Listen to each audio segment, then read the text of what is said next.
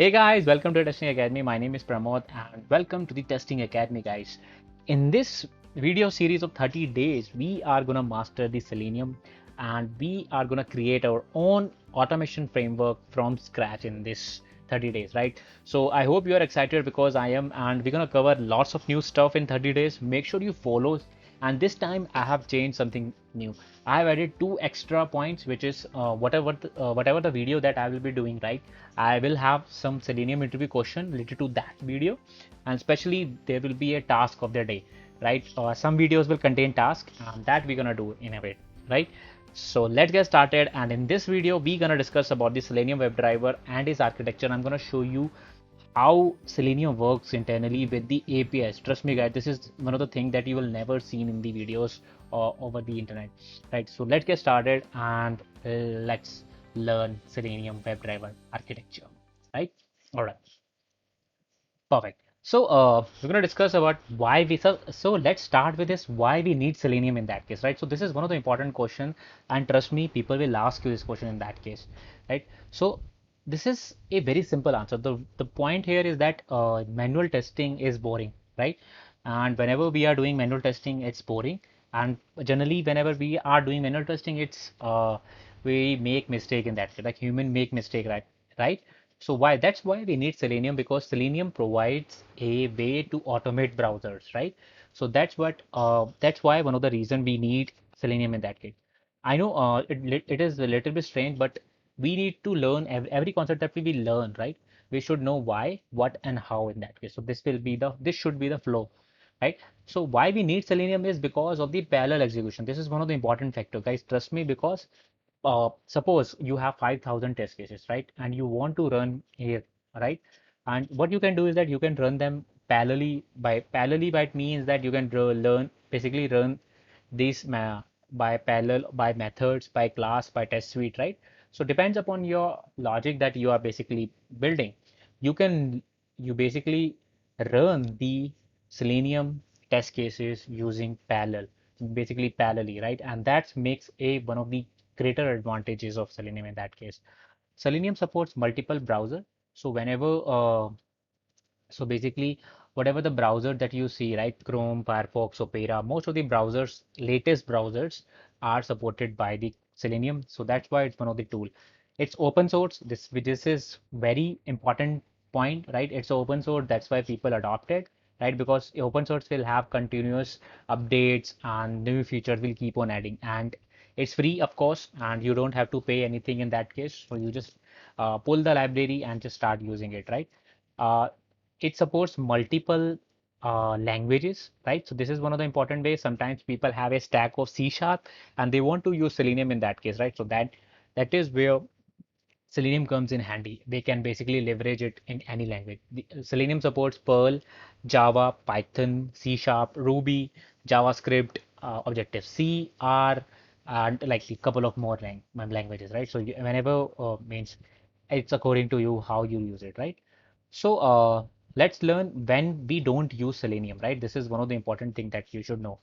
So generally, Selenium doesn't support any kind of a mobile application support, right? It doesn't provide any mobile application support in that case. You can use a similar protocol in that case with the APM, but right now Selenium doesn't support the mobile, so we cannot use it, right? We cannot automate the desktop application, right? Sometimes you have to automate desktop application, command line application. You cannot do that within Selenium. Selenium only supports the web applications, and it can only automate the web browser that you see, that you try to access. Make sense, right? Right. So let's jump quickly. What is Selenium in that case? So what is Selenium? It's a very simple one. It's just a suite of tools. What are the tools? We're going to discuss in the component section. So it is just an suite of tools which basically automate the browser testing, even CBT, which is cross browser testing for a web-based application. Whenever you have a web-based application which is accessed over the internet, that's where we use Selenium in that case. I know, guys, this is one of the important things that you are learning, right? And trust me, you're gonna learn lots of things in this session. Uh, what are the different components, right? If you see, it's a big one. So let me hold. Trust me, guys, you're gonna see one of the important thing, which is Selenium APIs. So the first component is Selenium WebDriver. right? Selenium WebDriver, it's nothing but it's a web framework that helps you to execute your cross browser test. So whenever you want to execute any kind of a cross browser test, right? For example, cross browser testing basically means that whatever the test case that you have, you want to run it on Firefox also, you want to run it on Chrome also, you want to run it on Opera also, because you don't know where the bug will be, right? So that's what you are doing in CBT. Uh, so WebDriver generally supports different programming language that we have discussed earlier. That's why Selenium is important. You can write, basically your code is executed by the browser and that simulates the user action. So whatever you are doing, for example, I'm doing a flight booking, right, on makemytrip.com or on a booking.com I'm doing. I can simulate the same actions using Selenium. So that's why it's an important, right? I don't have to do it manually again and again. I can basically create a script that will basically going to execute every time that I want to book a particular flight, right? Is it amazing, right? How WebDriver works, it's very simple. It's simple way. So let me give you this example. So before that, let me give this, zoom it out for you a little bit, right? So this is one of the simplest example. What we have is that suppose you give a command to a taxi driver. This is one of the example, right? You give a command to a taxi driver. You want to go to certain position, right? For example, you want to go to some another place. You are at A, you want to go to B, right? So you give a command to a taxi driver. Driver understand the English basically, right? And it basically understand, okay, you want to go to the place B. A driver will understand and it will basically start the car and it will go to the destination that you want, right? The driver uses the car to go to the destination, right? So this is your car. So if you see here, what we have is that the Selenium bindings are nothing but the code that you have written. So you are basically communicating whatever the code that you are writing in Java, Python, C Sharp, you are basically acting as a client in that case, right? You are basically giving instruction to driver using JSON wire protocol that, okay, I want to basically simulate I want to go to this URL. I want to simulate these two actions. You enter username, password, and click on submit button, right? So that's what you are doing.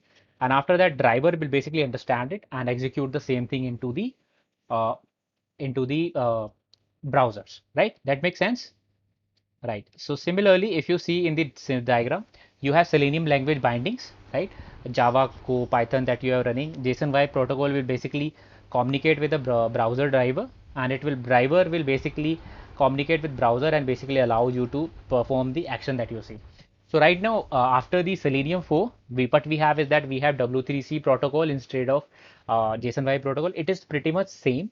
Now, what is happening here is that W3C protocol is nothing changes in more the thing. It is just that these organization has set certain kind of a actions or certain kind of a I would say they have basically given a standard that these are the standard every browser has to understand.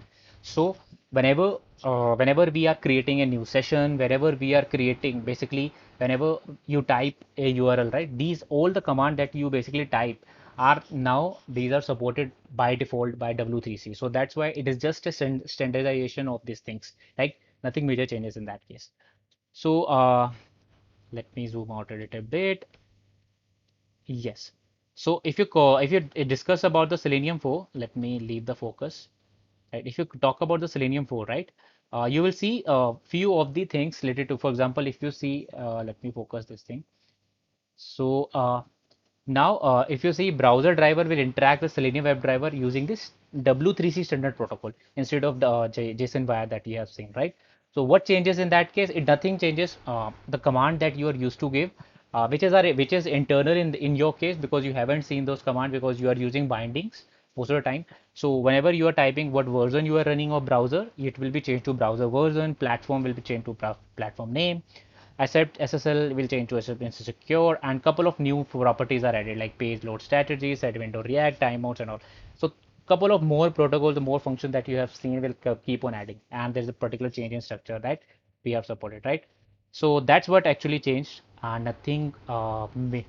It is major, but yeah, but the major point here is that only the W3C standard protocol introduced, right? So every browser now understand the whatever you want to do. For example, if you want to create a new session, you want to type a google.com, you want to basically go to this URL. You want to simulate this thing in any kind of browser which supports W3C protocol, you can use it with Selenium in that case. So that's what actually changes, right? Selenium IDE, you have already seen it. It's nothing but a record and playback function, playback, right? Let me show you. So you, if I can, Selenium IDE, yes. So you can install the Selenium IDE. It's nothing but you can record a new test, right? For example, let me give this test and let's go to bing.com, right? So it will basically simulate the things. I'm just typing that okay test, and this is the first link that I'm clicking, right? And it is recording. If you see, it is saying it is recording. Let me stop the recording and let's say Bing test, and it basically records. And if I try to run this again, it will simulate the same thing, right? So let's see if it is able to do that, right? It's doing test, yeah. And as you can see, it has clicked, and yeah, so record and playback. It is most right now I don't see it is used like in a very big way, but yeah, you can do the most basic stuff. It has certain different commands, for example, opening this link, setting window, click, type, and send keys and all, right? So again, Selenium IDE, that's how you can do it. We have some extensive sessions on Selenium IDE in the videos. I would request you to watch that videos, right? Selenium again contains Selenium Grid, which is nothing but used to execute parallel execution. So if you have seen what is parallel execution Selenium, they are basically talking about this Selenium Grid in that case. So what we have is that we have client. Client is nothing but the Java program that you have written. You basically mentioned I want parallel execution of this test suite, test method, test class, whatever that you want to do it. It will go to a hub. Hub will basically transmit to different Selenium nodes, right? So nodes are nothing but a different computers. It can be different computer, it can be the simple computer, it can be a cloud grid in that case, right? So basically, suppose I want to run 5 parallel execution, I will just say that, okay, hub, please run these 5 execution, 2 on Firefox, 3 on Chrome. So it will basically distribute according to it, right? According to the availability, right? And these nodes should be connected. So you have to write basically certain kind of a command to basically make this grid work, right? And we're gonna see practically, don't worry in that case. So everything about it. All right. I'm going to show you one quick demo, which is very interesting one. So what you can do is that you can download this jar file, which is Selenium jar, right? And if you know how to run a Selenium standalone, so you can go to selenium.dev, right? And okay, they are encouraging selenium.dev, download, right? And you can download the 4.006 alpha version, right? That you want it if we can. And I'm going to write one simple command to run a grid, run a standalone server in that case. So this is one extension example.jar. I'm just adding nothing fancy in that case. So if you see, we have 444, our grid is running in that case, right? So let me, yeah. So let me show you one interesting thing. So I have prepared one thing. So if you see, if I make a GET request, right? If I make a GET request to this endpoint, which is localhost 444 status, right? You will see that if you see in the preview, Prettify, you will see the Selenium grid is ready, right? And it is basically telling us that, okay, in this system where I am running, I can basically open Firefox. So if I, because since I have already installed Firefox, Chrome, I can basically run 8 number of Chromes in that case. So Safari is also there. So you can run one session of Safari also. So status is basically giving you the information about the how many Chrome, Firefox and Safari I can run in that case, right? So this is one of the important. And so whenever you are writing a code in Selenium, right? For example, you have written a simple program to navigate to a URL, right? It basically it starts a new session. This is one of the important thing, guys, people are missing in the WebDriver architecture. So what exactly is going on? They are making an API call in that case. So we are making a post request, and in the post request, we are just mentioning that okay, the platform that I'm using is Mac, Chrome, Firefox, and don't worry, guys, I'm gonna give this uh, collection in the description so you can play around with it. So we are telling us, okay, create a new session. It's a new session because we are making a post request. So let me do it. Perfect. So if you see, what I have done is that I have created an instance of a session, so that whenever you are creating a basically simple program of a Selenium, right?